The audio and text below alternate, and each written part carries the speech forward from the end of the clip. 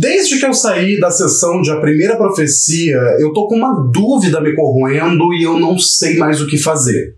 Eu já pesquisei na internet, eu fui no Google, eu fui atrás de qualquer informação que eu conseguisse e eu não achei nada. Então eu vou perguntar pra vocês, meu público querido e amado. Vocês sabem o que eu preciso fazer pra virar freira? Em 1976, chegava aos cinemas A Profecia, filme dirigido pelo Richard Donner e estrelado pelo Gregory Peck, que mostra a vida de um embaixador americano em Roma sendo transformado em um verdadeiro inferno, depois que sua esposa perde um bebê e ele decide adotar um garotinho inocente sem saber que, na verdade, ele é filho do capeta. Esse filme fez muito sucesso, impulsionado por uma onda de lançamentos que abordava de várias maneiras a presença do diabo no mundo.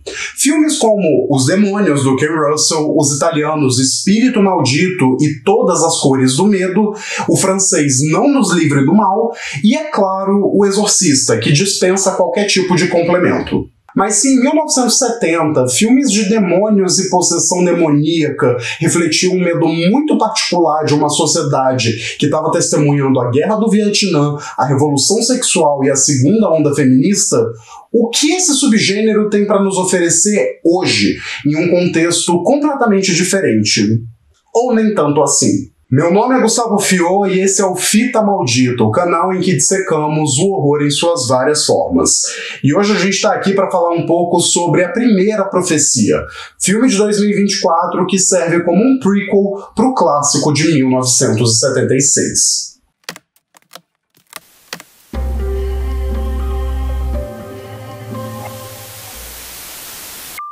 Dando uma explicação rápida para vocês por trás desse meu sumiço aqui do canal, eu tô reformulando toda a ideia do Fita Maldita, tô mudando algumas coisas e pensando na forma como eu quero trabalhar os meus vídeos e também as minhas redes. Eu tô escrevendo um roteiro para um projeto legal, mais longo e que vai demorar um tempinho para sair do papel. Tanto que originalmente eu nem sequer estava planejando fazer vídeo sobre esse filme, mas eu assisti ele na estreia e desde então ele não parou de consumir alguns neurônios meus. Acho que principalmente depois de um ano bem fraco para lançamentos de terror, como foi 2023, a gente já ter, em pleno abril, um candidato forte para melhor filme de terror do ano é algo que me inspirou um pouco. Mas eu não tô aqui hoje para falar do porquê eu gostei de A Primeira Profecia ou do porquê você deveria assistir. Eu, na real, vim hoje com alguns questionamentos e provavelmente nenhuma resposta. Mas se você realmente espera respostas desse canal, eu sinto muito, você vai se decepcionar. Pois bem, resumo rápido. A Primeira Profecia é um filme dirigido pela Arkasha Stevenson e que tem um roteiro escrito por ela ao lado do Kevin Thomas e do Tim Smith. Na trama, que se passa em 1971, 5 anos antes do filme original, a gente acompanha a Margaret, uma jovem mulher americana que é enviada para um orfanato em Roma, administrado pela Igreja Católica. Logo, a gente descobre que ela teve uma infância super turbulenta e isso faz com que ela se aproxime da Carlita, uma das órfãs problemáticas do local. Porém, pouco a pouco, a Margaret se vê no centro de uma conspiração cada vez mais opressiva, de um certo culto que pretende trazer o anticristo para a Terra. E se vocês viram o filme original do Richard Donner, eu acho que vocês já sabem mais ou menos o que vai acontecer aqui. Olha a cara dessa demônia. Antes de qualquer coisa, eu só queria deixar claro que eu adorei A Primeira Profecia. É um filme que, além de reviver a franquia com todo o devido respeito, sem se escorar apenas na nostalgia ou no fanservice, ainda é um excelente terror por si só, em todos os aspectos. Desde o horror grandioso, com monstros e sustos, até aquele terror mais íntimo, aquele que toca no nosso interior. Eu acho que a Arkasha Stevenson fez um excelente trabalho aqui. Não só pela direção, que é super estilosa e inspirada, mas também pelo trabalho excepcional no roteiro, que consegue preservar certas surpresas, mesmo que esse filme seja uma prequel, com todos os seus resultados pré-determinados pelos filmes anteriores. Vou aproveitar esse momento também para elogiar a Nell Tiger-Free, que interpreta a Margaret. Eu já acompanho o trabalho dela faz algum tempo, graças a Servant, aquela série do Apple TV Plus, produzida pelo M. Night Shyamalan. E aqui ela se prova uma verdadeira musa do horror, que não deve em nada ao panteão clássico de atrizes do gênero, como a Barbara Steele ou a Jessica Harper. Mas como eu disse, eu não tô fazendo esse vídeo para dizer se eu gostei ou não do filme. Na real, a primeira profecia me despertou uma reflexão sobre a evolução do terror diabólico no cinema, ainda mais nesses quase 50 anos desde o lançamento do A Profecia original. You don't have to be afraid.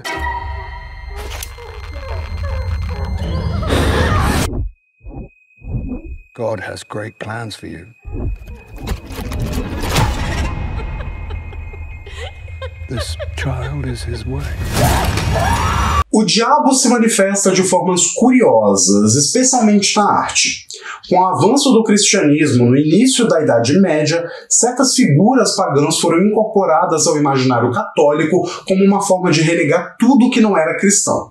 Foi assim que seres mitológicos como sátiros, faunos e até mesmo o deus Pan foram associados diretamente à figura de Satã.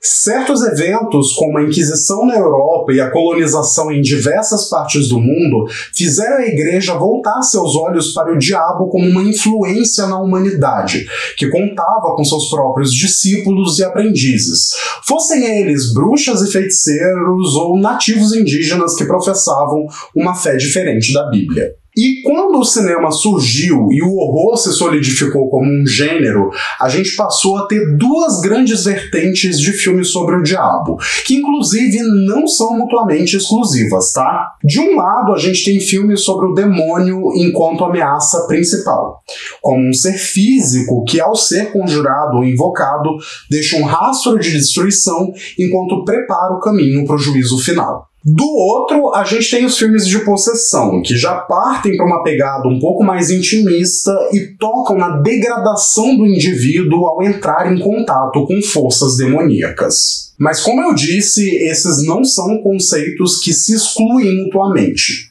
Você pode ter filmes de possessão demoníaca em que o demônio ou os demônios são entidades físicas presentes. Um bom exemplo disso são os filmes da franquia Demone, uma série italiana que eu particularmente acho divertidíssima. E lá pelas décadas de 60 e 70, uma outra vertente foi inaugurada. E se, em vez da gente tratar de uma mera possessão ou de um cramunhão atacando por aí, a gente pegasse uma pessoa, fizesse ela ser possuída pelo diabo, no sentido mais bíblico possível da palavra, e essa pessoa fosse a responsável por dar luz ao anticristo?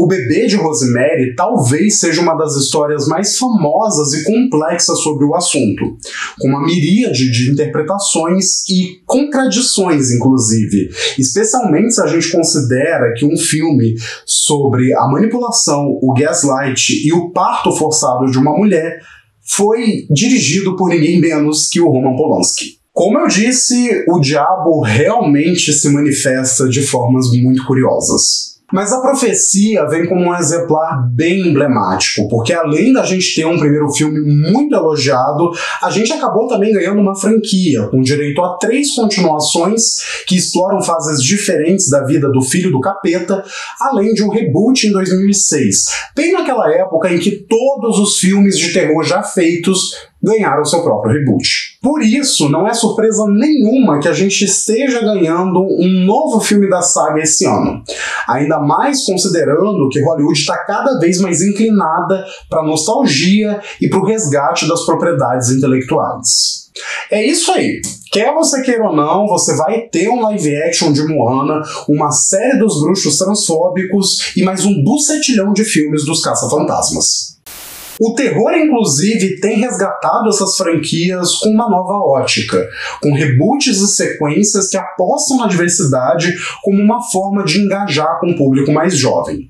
Sagas como Pânico, Massacre da Serra Elétrica, Hellraiser, Halloween vieram aí nos últimos anos justamente com a proposta de apresentar esses títulos para uma nova geração, enquanto eles levam a terceira idade ao cinema. Por isso, zero surpresas da gente ter uma nova profecia nos cinemas. Na verdade, as surpresas são: 1. O filme é bom. E 2. Ele é uma prequel do original. Não é uma sequência, um reboot moderninho, ou até mesmo aquelas continuações de legado que ignoram todas as sequências e seguem só o primeiro filme. É uma história que antecipa o primeiro, A Profecia. Essa segunda surpresa surgiu na minha cabeça justamente quando eu pensei em Pânico e Halloween, que são dois dos retornos de horror mais bem-sucedidos aí, pelo menos relativamente, e que tentam se aproximar do passado enquanto inserem a obra num contexto mais contemporâneo, justamente nessa ânsia por captar o interesse de um público mais jovem. Mas a primeira profecia não. A trama se passa em 1971, antes do filme original, em um período temporal que, atualmente pelo menos, não desperta muito interesse nesse hype da nostalgia de Hollywood. Não tem neon estourando, não tem calça de cintura baixa, não é tão atrativo ao consumo. E o que eu acho mais interessante aqui é que, ao usar essa ambientação temporal, o filme realmente não está buscando atrair um senso de nostalgia do público. Na verdade, eu vejo mais como uma forma de fazer um diálogo entre a década de 70 e o presente, e o quanto a gente mudou, ou não, desde então. There's this girl at the orphanage. I think that she really needs someone to look out for her. Carlito suffers from a touch of madness. Você não precisa ser nenhum estudioso de cinema para perceber que nenhuma obra é produzida no vácuo. Todas elas partem de um contexto histórico, social ou político que faz delas um produto de seu tempo.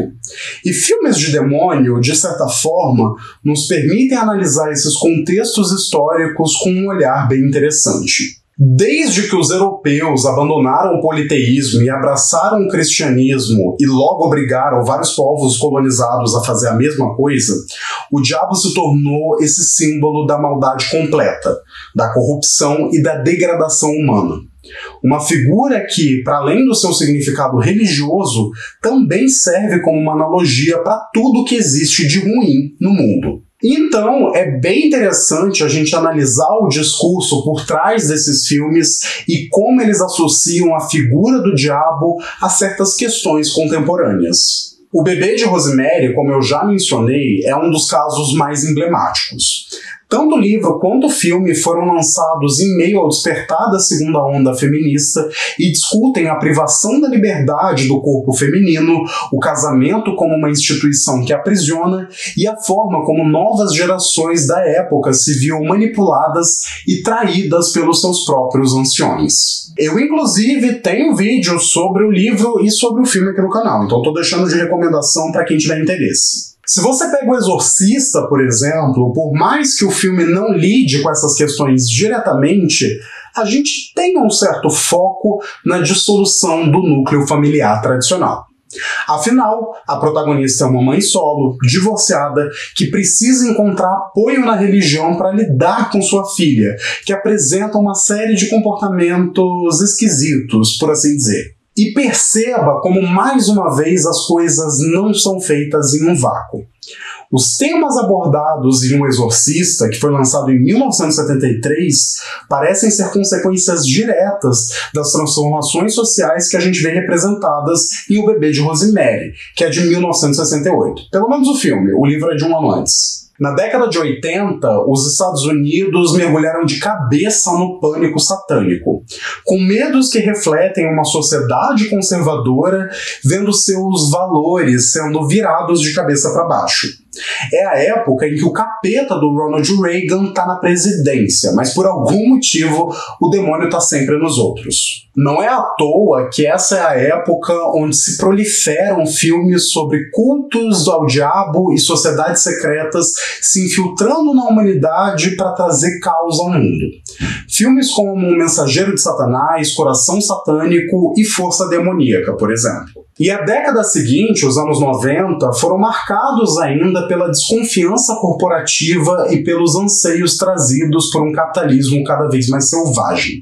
Advogado do Diabo, de 1997, apesar de seus vários defeitos, é um filme que se encaixa muito bem nessa lógica. Inclusive, é até curioso analisar a franquia da Profecia por esse viés histórico, com o passar dos anos.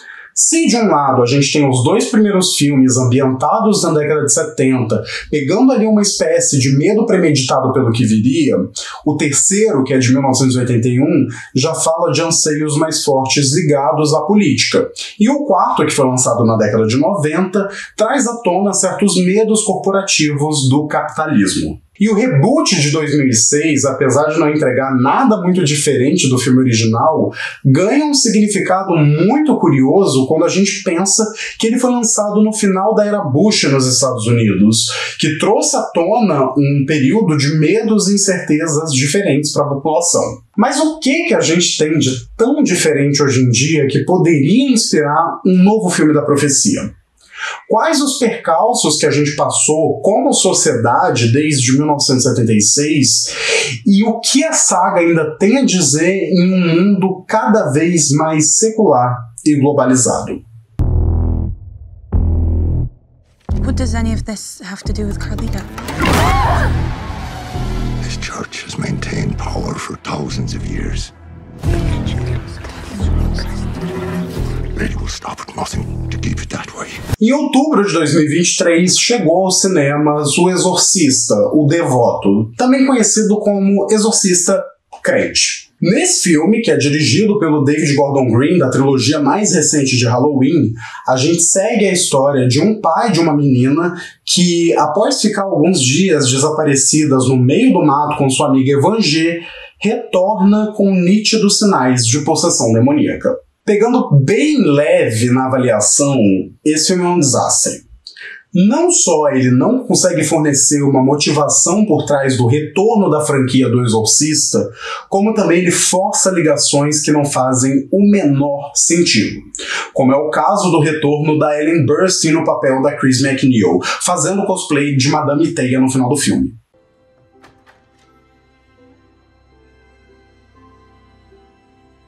E embora ele sequer se sustente como um filme em si, ele ainda passa uma mensagem esquisita. Além de tecer comentários que parecem ser ligados ao movimento pró-vida dos Estados Unidos, que tenta tomar medidas para impedir que mulheres tenham acesso a um sistema seguro e confiável de aborto, é um filme que ainda trata com um certo desgosto da pluralidade de religiões e doutrinas fora da Igreja Católica.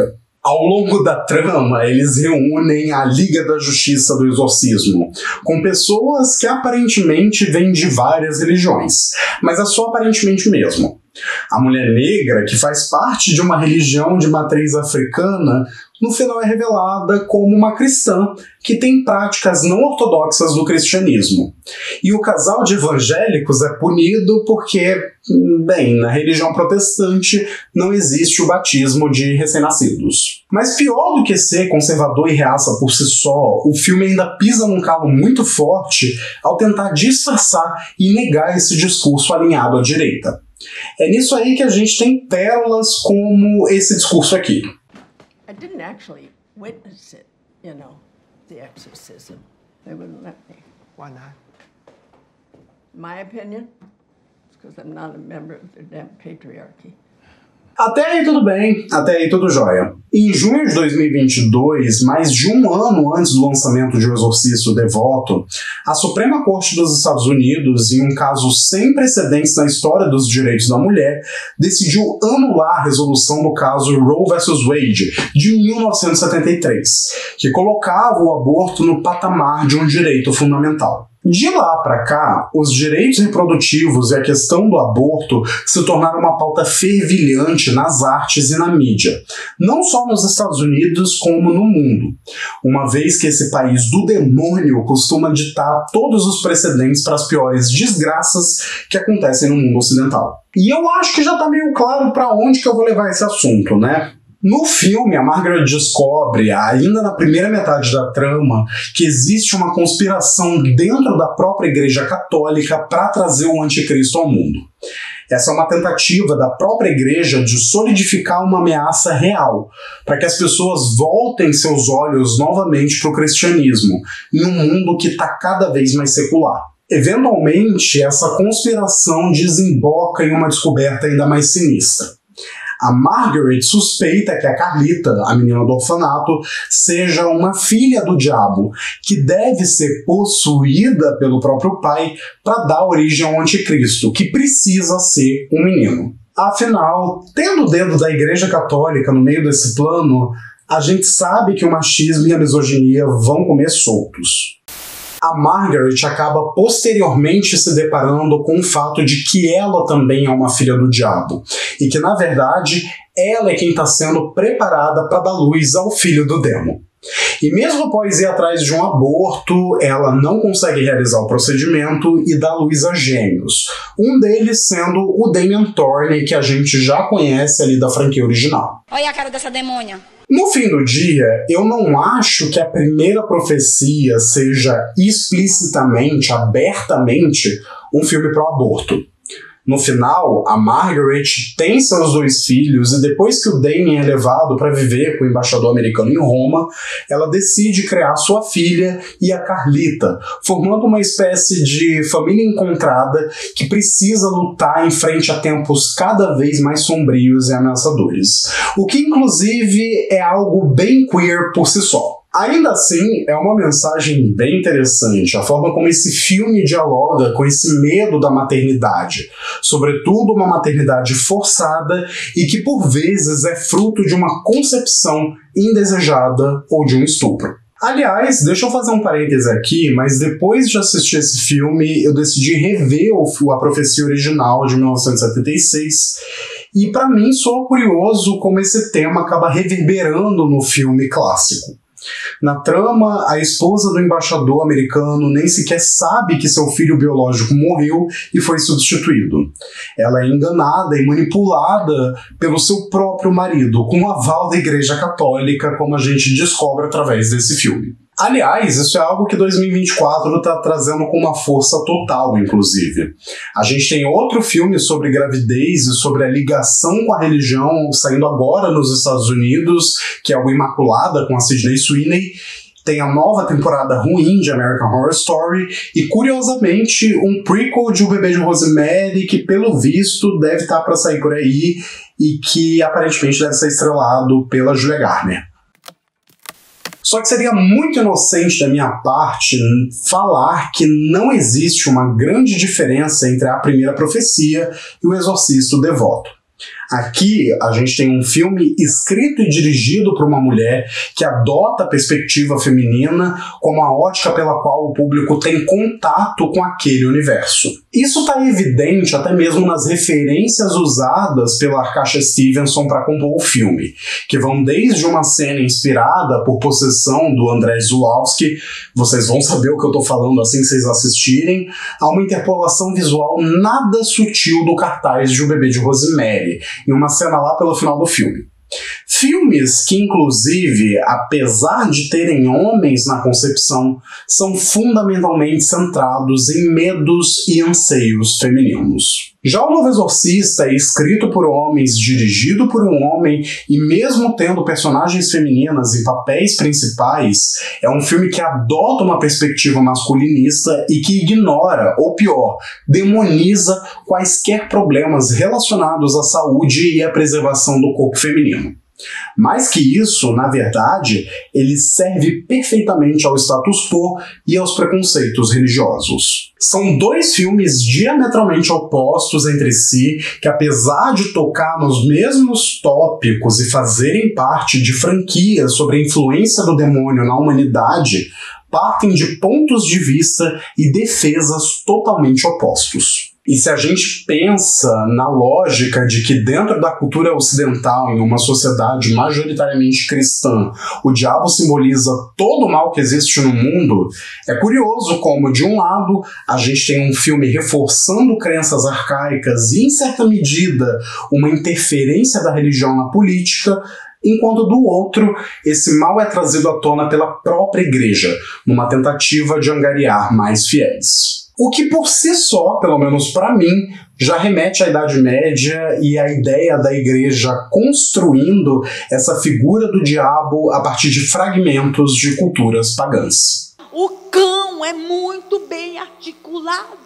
Tanto O Exorcista, o Devoto, quanto A Primeira Profecia tiveram um orçamento estipulado de 30 milhões de dólares.